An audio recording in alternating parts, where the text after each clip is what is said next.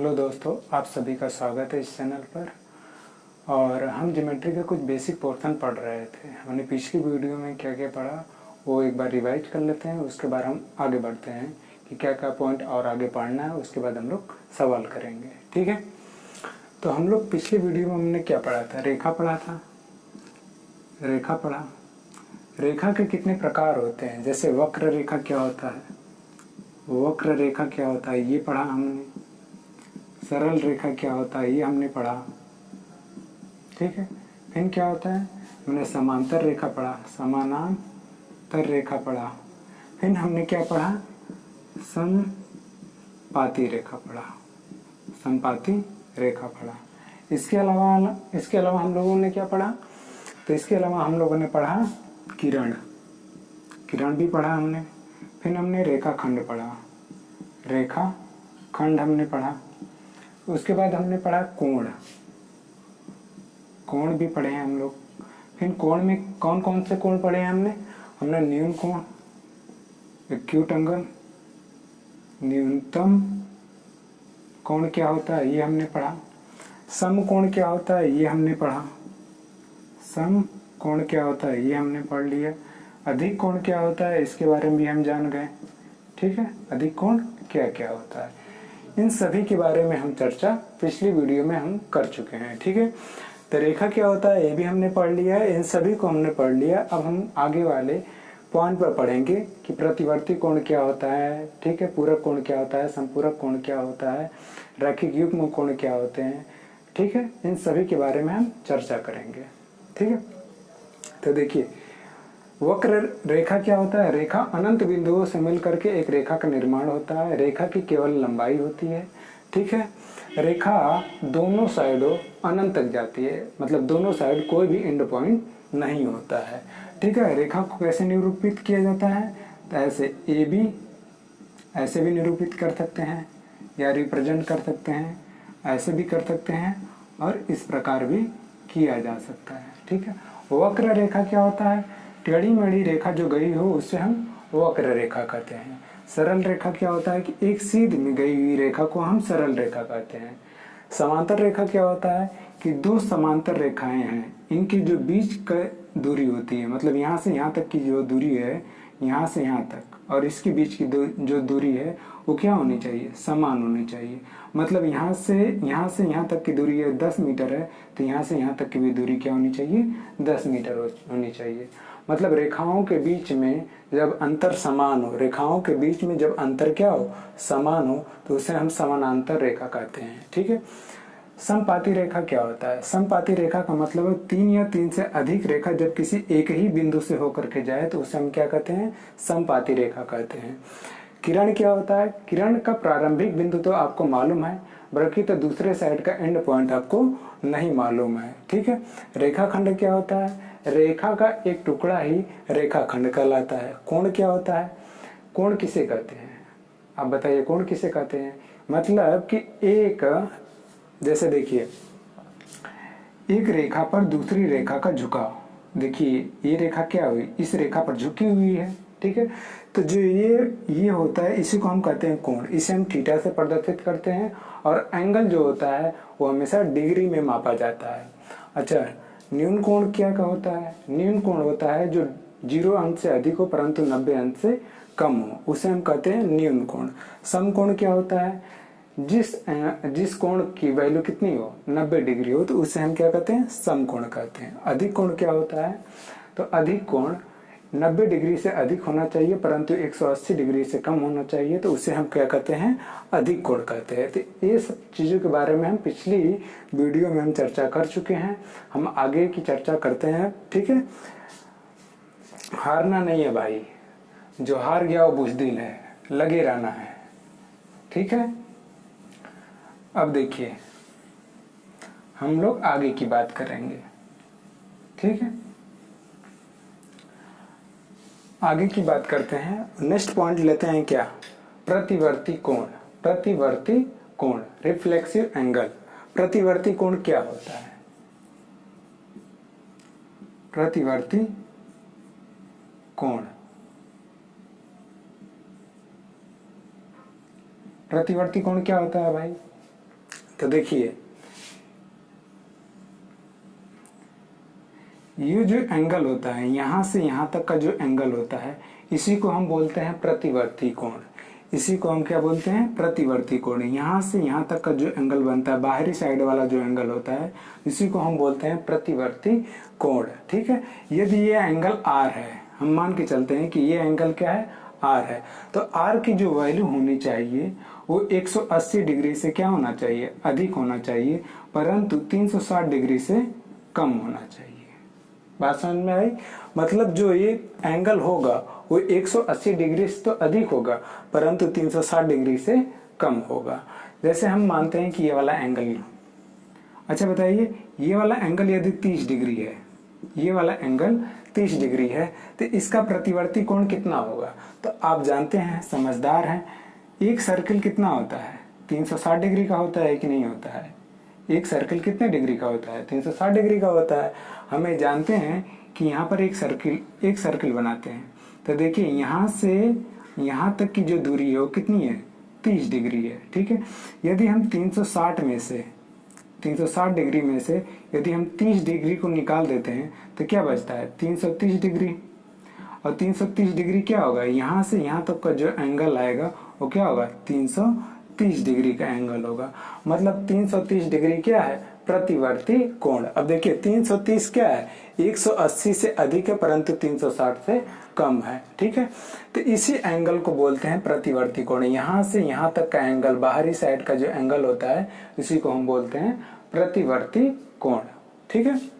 आप समझ गए होंगे प्रतिवर्ती कोण। ये ध्यान देना कि प्रतिवर्ती कोण हमेशा 180 डिग्री से अधिक होगा, परंतु 360 डिग्री से कम होगा। ठीक है। तो इसकी वैल्यू क्या क्या हो सकती है? इसकी वैल्यू देखिए 191 से चालू होगी, कहाँ तक जा सकती है?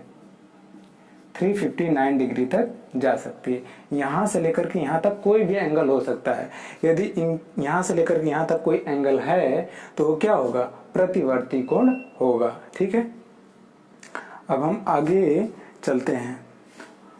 उम्मीद है कि आपको ये समझ में आ गया होगा। ठीक है। नहीं समझ में आ रहा था, आप वीडियो को थोड़ा रोक करके पीछे करिए, उसको दोबारा देखिए। ठीक है। आपको समझ में आएगा। ठीक है। समझने की कोशिश करिए, हम समझाने का प्रयास करते हैं। ठीक है। अब हम आगे देखेंगे, हम आगे बात करेंगे नेक्स्ट पॉइंट पर, पूरक कोण के बारे में।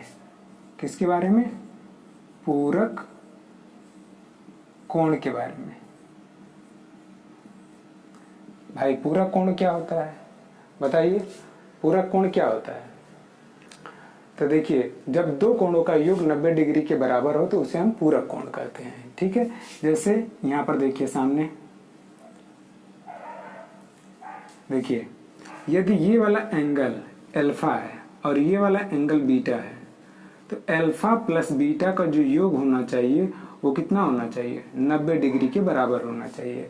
यदि कोण अल्फा है और ये बीटा है तो इन दोनों कोणों का योग जो होना चाहिए वो 90 डिग्री के बराबर होना चाहिए, तब एक दूसरे के क्या होंगे? पूरक होंगे। ठीक है। तो देखिए, यदि ये अल्फा है और ये बीटा है, ठीक है, और अल्फा और बीटा का जो योग होना चाहिए वो कितना होना चाहिए? 90 डिग्री के बराबर होना चाहिए। यदि मैं पूछूं कि 30 डिग्री का पूरक क्या होगा, 30 का पूरक क्या होगा, 30 डिग्री का पूरक क्या होगा, तो आप क्या कहोगे? भाई 60 होगा। होगा कि नहीं होगा? होगा, क्योंकि हम जानते हैं कि जब दो कोणों का योग 90 डिग्री के बराबर हो, जब दो कोणों का योग 90 डिग्री के बराबर है तो एक दूसरे के क्या है? पूरक हैं। ठीक है। देखिए 30 और 60 मिलके कितना हो गया? 90 हो गया। तो 90 है तो इसका मतलब 30 और 60 क्या है? एक दूसरे के पूरक हैं। यदि मैं पूछूं 10 का पूरक क्या है, तो आप कहोगे इसमें क्या जोड़ दें कि 90 के बराबर हो जाए? क्या जोड़ दें कि 90 के बराबर हो जाए? तो इसमें हम 80 जोड़ देते, क्या 90 के बराबर नहीं होगा? होगा। तो देखिए 10 और 80 मिलकर के कितना हो गया? 90 डिग्री। तो मतलब ये दोनों एंगल एक दूसरे के क्या हैं? पूरक हैं। यदि मैं कहूँ 40 का पूरक क्या होगा, 40 का पूरक क्या होगा, तो आप क्या कहोगे कि इसमें क्या जोड़ दें कि ये 90 डिग्री के बराबर हो जाए? तो आप कहोगे 50 डिग्री यदि हम जोड़ देते हैं तो ये क्या हो जाएगा? 90 डिग्री के बराबर हो जाएगा। तो देखिए 30 का पूरक क्या होगा 60, 10 का पूरक क्या होगा 80, 40 का पूरक क्या होगा 50। यदि पूछ लिया जाए 50 का पूरक क्या होगा तो 40, 80 का पूरक क्या होगा तो 10, यदि 60 का पूरक क्या होगा तो 30। यदि दो एंगलों का योग यदि 90 डिग्री के बराबर है तो ये एक दूसरे के क्या होंगे, पूरक होंगे। ठीक है, अब आगे चलते हैं। अब अगले पॉइंट पे चलते हैं भाई हम लोग। अब हम बात करेंगे समपूरक की। समपूरक क्या होता है, हमने पूरक पढ़ लिया, अब हम पढ़ेंगे समपूरक। समपूरक कोण।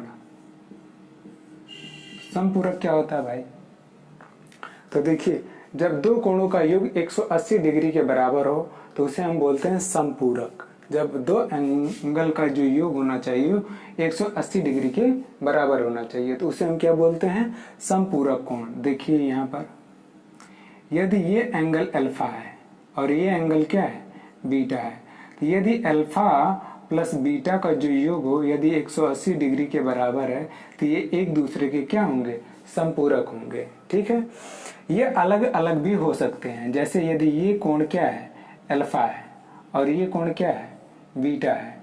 ठीक है, और अल्फा और बीटा का जो योग है वो 180 डिग्री के क्या है, बराबर है, तो ये एक दूसरे के क्या होंगे, समपूरक होंगे। जैसे आपको यहां समझा दूं मैं, देखिए ये यदि 30 डिग्री है और ये एंगल यदि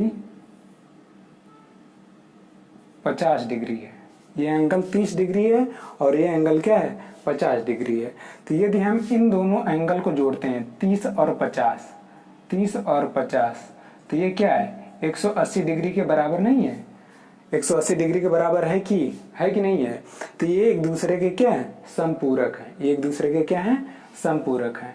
तो देखिए यदि हम पूछें कि 10 का समपूरक क्या होगा तो आप कहोगे क्या, 170 होगा कि नहीं होगा, होगा।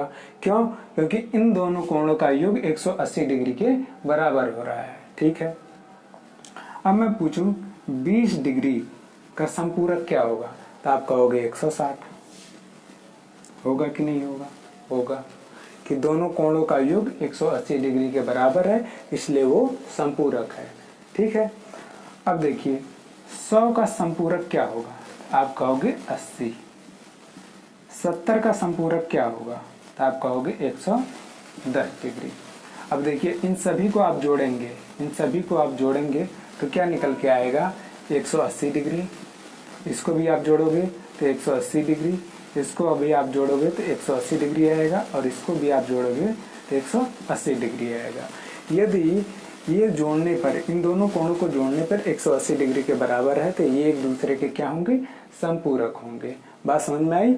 और दूसरी बात ये भी ध्यान देने वाली बात है कि ये दोनों कोण अलग अलग भी हो सकते हैं। यदि अलग अलग हैं, इन दोनों कोणों का योग 180 डिग्री के बराबर है तो ये क्या होंगे, समपूरक होंगे। बात समझ में आई।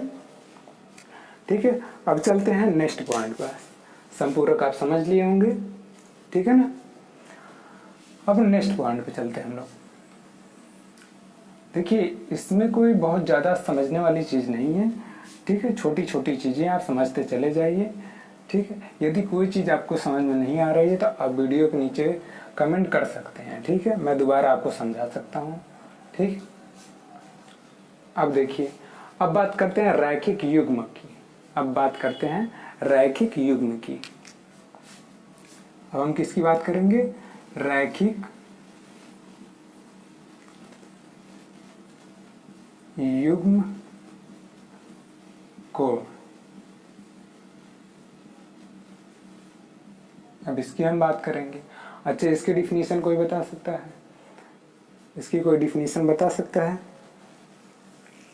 अब देखिए आगे, रैखिक युग्म होता क्या है, जब एक सीधी रेखा पर बने दो कोणों का जो योग हो वो 180 डिग्री पे 180 डिग्री के क्या होना चाहिए, बराबर होना चाहिए। तो ध्यान दीजिए, जैसे एक क्या है, सीधी रेखा है कि नहीं है, सीधी रेखा है, कहोगे हाँ ये सीधी रेखा है। इस पर मैंने एक एंगल खींचा, देखिए एक ये एंगल हो गया और एक ये एंगल हो गया। हम मान के चलते हैं कि ये वाला एंगल क्या है, अल्फा है और ये वाला एंगल क्या है, बीटा है, ये हम मान के चलेंगे। ठीक है, यदि इन दोनों एंगल का जो योग होगा यदि 180 डिग्री के बराबर है तो एक ये क्या होगा, ये रैखिक युग्म कोण होंगे। यदि एक सीधी रेखा पर बने दो कोणों का योग यदि 180 डिग्री है तो उसे हम रैखिक युग्म कोण कहते हैं। उसे हम क्या कहते हैं, रैखिक युग्म कोण कहते हैं। इसको अलग अलग आप नहीं कर सकते क्योंकि स्पष्ट बोला गया है कि एक सीधी रेखा पर बने दो कोण, मतलब एक सीधी रेखा होना चाहिए, उस पर केवल और केवल दो ही कोण होने चाहिए और उन दोनों कोणों का जो योग होना चाहिए वो 180 डिग्री के बराबर होना चाहिए। तो ऐसे कोण क्या कहलाएंगे, रैखिक युग्म कोण कहलाते हैं। ठीक है, बात समझ में आई। अब हम बात करेंगे क्या, अंतर। कुछ चीजों को हम अंतर लेते हैं। ठीक है, कुछ चीजों का अंतर लेते हैं। जैसे क्या है, सीधा कोण। ठीक है, यहां लिख लेता हूं अंतर। सीधा कोण, समपूरक कोण।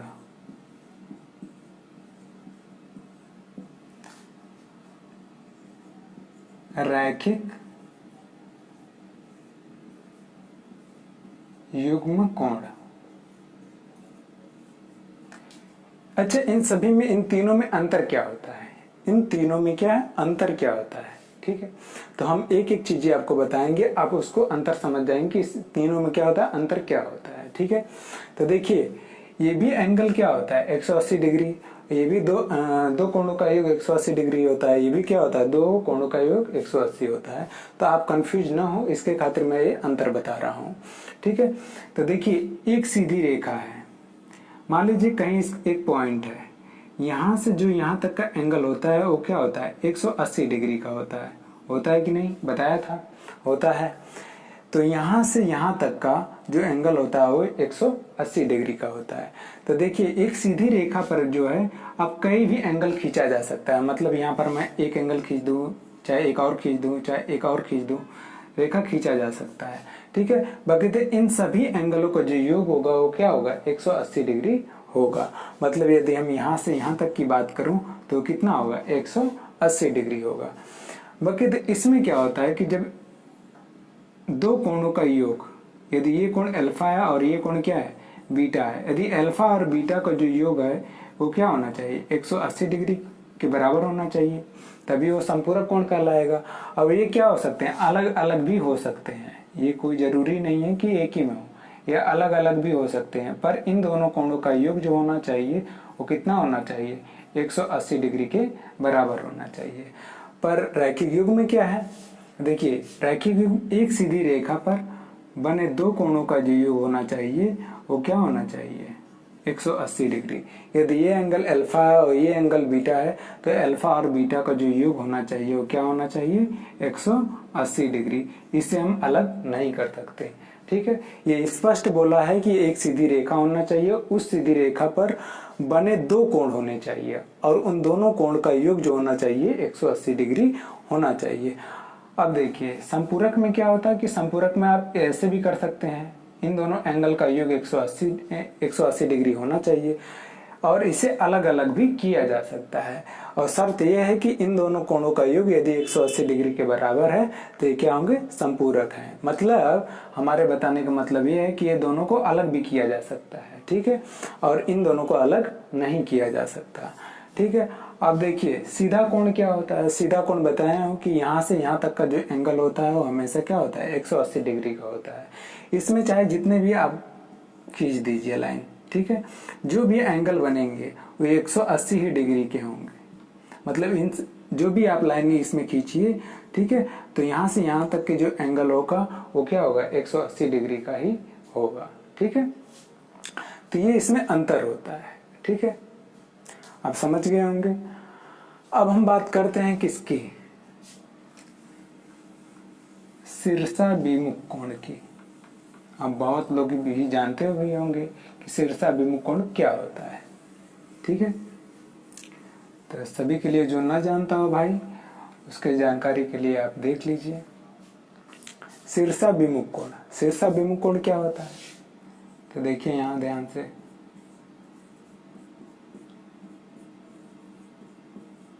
शीर्षाभिमुख कोण, थोड़ा भाई हिंदी गड़बड़ हो जा रही है, ठीक है ना। तो देखिए शीर्षाभिमुख कोण क्या होता है? जब दो रेखाएं एक दूसरे को प्रतिच्छेद करें, जब दो रेखाएं एक दूसरे को क्या करें? प्रतिच्छेद करें, प्रतिच्छेद करें, तो इसके आमने सामने के जो कोण होते हैं वो आपस में क्या होते हैं? बराबर होते हैं। मतलब ये एंगल बराबर ये एंगल और ये एंगल बराबर ये एंगल। बात समझ में आई? यदि ये 10 डिग्री है तो ये भी क्या होगा? 10 डिग्री होगा। यदि ये 20 डिग्री होगा तो ये भी क्या होगा? 20 डिग्री होगा। शीर्षाभिमुख कोण का मतलब क्या है? जब दो रेखाएं एक दूसरे को क्या करें? प्रतिच्छेद करें, तो उसके आमने सामने के जो कोण होते हैं आपस में क्या होते हैं? बराबर होते हैं। तो उसी को हम क्या कहते हैं? शीर्षाभिमुख कोण कहते हैं। ठीक है, उसी को हम क्या कहते हैं? शीर्षाभिमुख कोण। भाई शीर्षाभिमुख कोण क्या होता है कि जब दो समांतर रेखाएं एक दूसरे को प्रतिच्छेद करें तो आमने सामने के कोण क्या होना चाहिए? बराबर होना चाहिए। तो इसी को हम क्या कहते हैं? शीर्षाभिमुख कोण। ये सब हम लोग बचपन से पढ़ते चल आए हैं, तो इसको ज्यादा समझाने के लिए समय नहीं देना चाहिए, ठीक है। अब ध्यान दीजिए, सबसे मेन पॉइंट बताने जा रहा हूं। क्या होता है? तिर्यक रेखा।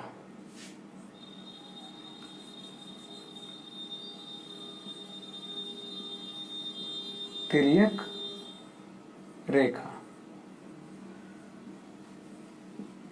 तिर्यक रेखा।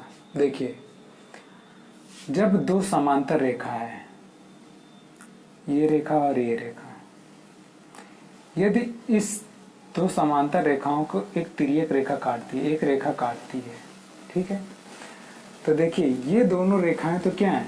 समांतर है। क्यों? क्योंकि इन दोनों के बीच में समान अंतर होगा। चाहे यहाँ देखिए, चाहे यहाँ देखिए, चाहे यहाँ देखिए, इन दोनों रेखाओं के बीच में अंतर समान होगा।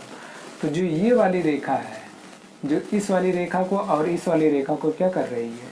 काट रही है। तो इसी को हम बोलते हैं क्या? तिर्यक रेखा। तिर्यक रेखा, इसी को हम क्या बोलते हैं? तिर्यक रेखा। अब फिर ध्यान से देखिए, जब तिर्यक रेखा, जब दो समांतर रेखाओं को जब एक तिर्यक रेखा काटती है तो कौन कौन से कोण बनते हैं उसको भी जान लीजिए। तो देखिए एक ये कोण बन रहा है, ये कोण है, ये कोण है, ये कोण है, ये भी कोण है, ये भी कोण है, ये भी कोण है और ये भी कोण है भाई। तो देखिए हम मान के चलते हैं कि ये कोण क्या है? 1, ये कोण 2 है, ये 3 है, ये 4 है, ये 5 है, ये 6 है, 7 है और ये 8 है, ठीक है। तो देखिए यदि मैं पूछूं इसमें अंतः कोण कौन कौन से हैं? अंतः कोण, अंतः कोण क्या बताओगे आप? देखिए अंतः कोण का मतलब अंदर का कोण। अंतः कोण, अंतः कोण का मतलब क्या होता है? अंदर का कोण। अंदर का कोण क्या है? देखिए ये वाली रेखा देखिए और ये वाला रेखा देखिए, इनके बीच में मतलब 3, 4, 5 और 6 कौन कौन से कोण है? कोण 3 है, कोण 4 है, कोण 5 है और कोण 6 है। इन चारों कोणों को हम क्या कहते हैं? अंतः कोण। जो दोनों रेखाओं के बीच में होते हैं उसी को हम क्या कहते हैं? अंतः कोण कहा जाता है। फिर बाह्य कोण किसे कहते हैं?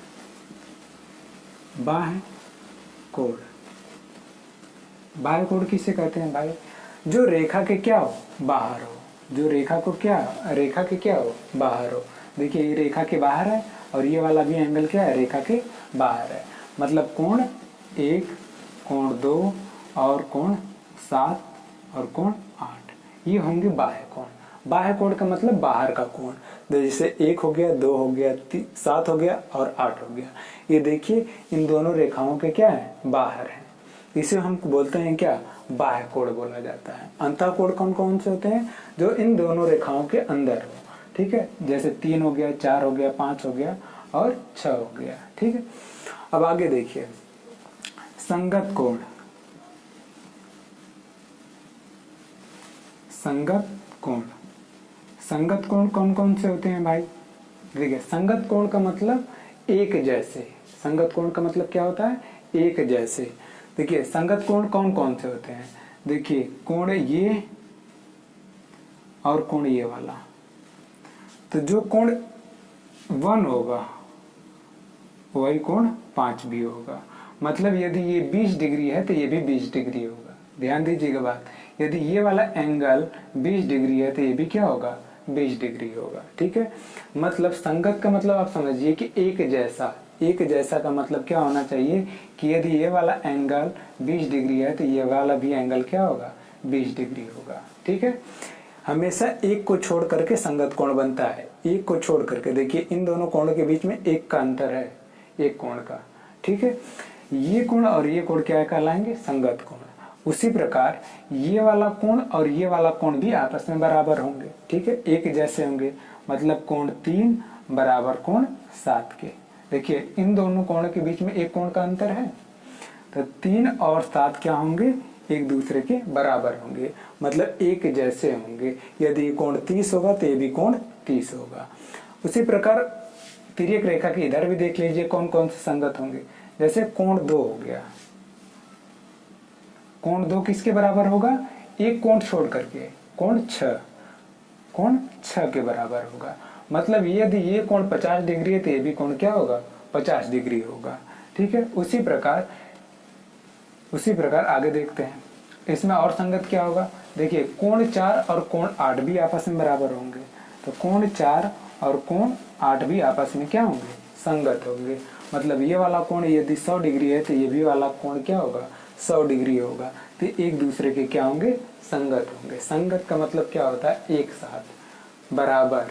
ठीक है, तो ये 100 डिग्री है ये वाला एंगल, तो ये वाला भी एंगल क्या होगा? 100 डिग्री होगा। तो मतलब कोण 4 बराबर होगा कोण 8 के। ठीक है, मैंने आपको क्या बताया? अंतर कोण बता दिया, बाह्य कोण बता दिया, संगत कोण बता दिया। अब हम क्या बात करेंगे? एकांतर अंतःकोण। एकांतर अंतःकोण कौन से होते हैं? ठीक है, ये चीजें बहुत ध्यान से पढ़िएगा। ठीक है, एकांतर अंतःकोण, एकांतर अंतःकोण कौन कौन से होते हैं? तो देखिए अंतःकोण का मतलब क्या हो गया? अंदर का कोण। एकांतर का मतलब तिरछे। ठीक है, एकांतर का मतलब क्या हो गया? तिरछे, तिर्यक। अब देखिए कोण 3, एकांतर की बात हो, अंतःकोण की बात हो रही है, अंदर की कोण की बात हो रही है यहाँ पर। ठीक है, तो देखिए कोण 3 बराबर होगा कोण 6 के। कोण 3 बराबर होगा कोण 6 के। ठीक है, मतलब ये वाला एंगल यदि 60 डिग्री है तो ये वाला भी एंगल क्या होगा? 60 डिग्री होगा। ठीक है, और कोण 4 बराबर होगा किसके? कोण 5 के।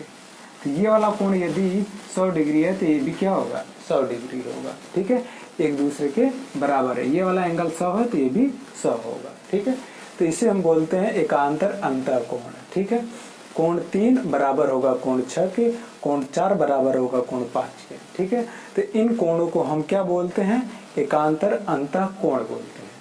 फिर एक और बात आता है, आप कहोगे सर एकांतर बाह्य कोण क्या होता है? एकांतर बाह्य कोण, आपको बाह्य कोण का मतलब समझाया हूं। बाह्य कोण का मतलब बाहर का कोण। ठीक है, एकांतर मतलब तिर्यक हो। ठीक है, तो देखिए एकांतर होना चाहिए और बाह्य कोण। बाह्य कोण का मतलब बाहर, मतलब इस लाइन के बाहर वाला कोण और इस लाइन के बाहर वाला कोण। ठीक है, और एकांतर होना चाहिए मतलब तिर्यक में होना चाहिए। तो कोण 1 बराबर होगा कोण 8 के। कोण 1 बराबर होगा कोण 8 के। बात समझ में आई?